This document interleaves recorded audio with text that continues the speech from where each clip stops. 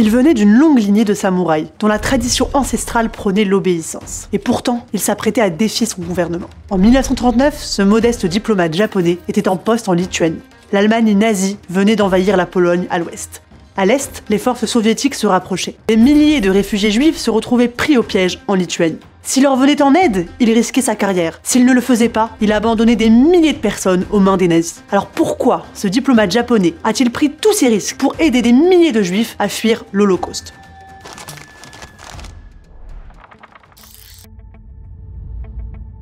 Shiune Sugihara était un mari aimant et un père attentionné. Selon son épouse, c'était un homme doux, incapable de perdre son calme ou de punir ses enfants.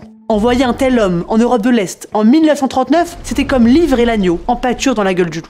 Et pourtant, il était là, la bonne personne, au bon endroit, au moment exact. Le Japon l'avait envoyé en Lituanie pour y ouvrir un consulat. Sa mission principale était de recueillir des renseignements utiles à la stratégie diplomatique et militaire japonaise dans la région. Mais à peine avait-il commencé à travailler que le monde entier basculait. L'Allemagne envahissait la Pologne, la Grande-Bretagne et la France déclaraient la guerre à l'Allemagne. La Seconde Guerre mondiale venait de commencer. L'invasion allemande entraîna des vagues de réfugiés juifs, traversant la frontière pour rejoindre la Lituanie. Ils apportaient des récits glaçants sur le sort réservé aux juifs en Allemagne. Des lois oppressives, leur retirant leurs droits et leurs biens, des ghettos, des camps de concentration, des attaques brutales et des massacres de masse. Beaucoup redoutaient que la Lituanie soit le prochain pays à tomber. Ces réfugiés juifs, terrifiés, cherchaient désespérément à échapper au cauchemar allemand. Ils avaient besoin d'aide pour fuir l'Europe. Puis, les soviétiques envahirent la Lituanie. Bien que les soviétiques ne soient pas alliés aux nazis, ils n'étaient pas non plus bienveillants envers les juifs. La Lituanie se retrouvait prise entre deux empires, l'un l'occupant, l'autre à ses portes. Lorsque les autorités soviétiques ordonnèrent la fermeture des ambassades étrangères, Sugihara commença à préparer son départ. Mais il découvrit un groupe de réfugiés juifs qui attendaient de le rencontrer. Ces derniers avaient élaboré un plan audacieux pour fuir l'Europe. Mais ils avaient besoin de l'aide de Sugihara. Les soviétiques ne les laisseraient pas quitter la Lituanie, à moins qu'un autre pays ne les accepte. Ils avaient appris qu'une petite île néerlandaise n'exigeait pas de visa d'entrée. Un consul néerlandais compatissant avait déjà tamponné leur passeport. Mais les Allemands bloquaient leur passage vers l'ouest. Leur seul espoir pour atteindre les Caraïbes était de se diriger vers l'est à travers l'Union soviétique. Cependant, les soviétiques imposèrent une condition. Ils accepteraient de les laisser passer uniquement si ces derniers obtenaient un visa de transit prouvant qu'ils pourraient traverser le territoire soviétique et continuer leur route. Le Japon, bien qu'étant une petite nation insulaire, avait envahi et occupé plusieurs voisins. Cela signifiait que pour quitter l'URSS, les Juifs devaient transiter par les territoires occupés par le Japon.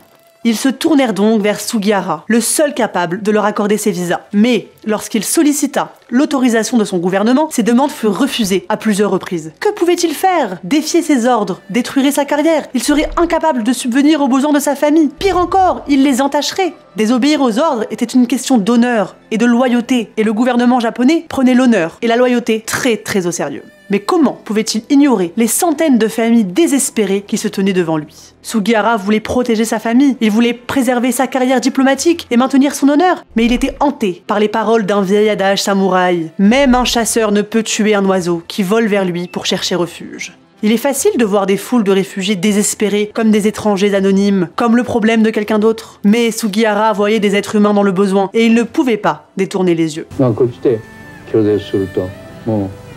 ソ連のビザもらったって何もならんし、ナチに質が待って、そして要するに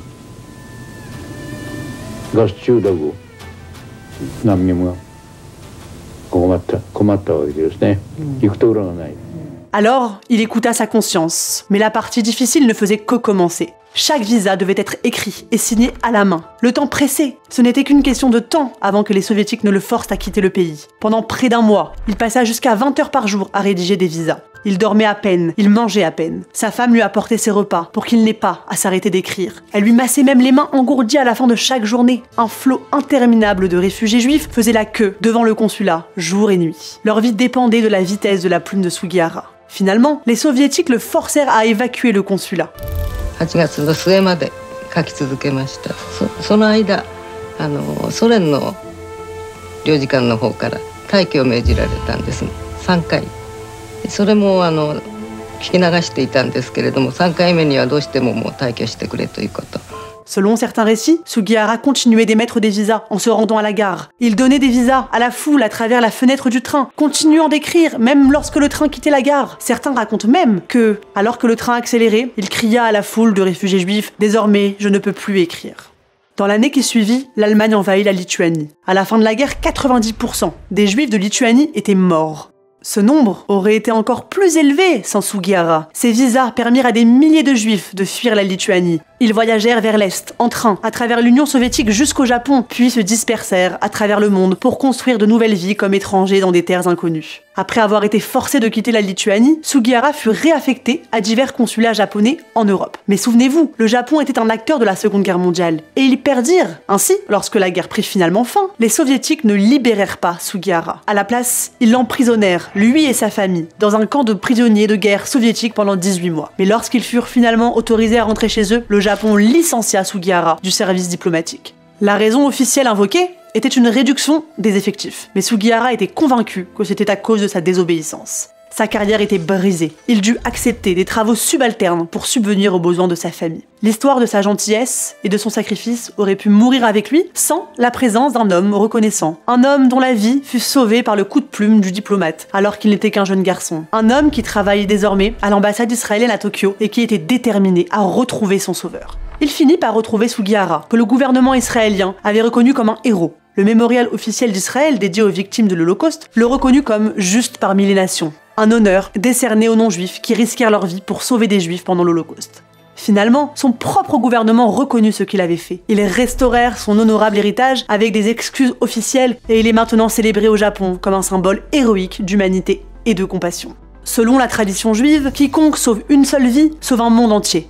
Mais Sugihara n'a pas seulement sauvé 6000 juifs individuels, les personnes qu'il a sauvées ont eu des enfants, des petits-enfants et même des arrière-petits-enfants. Et on les estime aujourd'hui à environ 40 000 personnes. Every single person that survived Sugihara went on to make a family and they have children. In my case, there's a few hundred descendants. 40 000 vies, 40 000 âmes, 40 000 mondes qui n'existent que parce qu'en une époque d'obscurité, Shione Sugihara a tout risqué pour être une lumière brillante.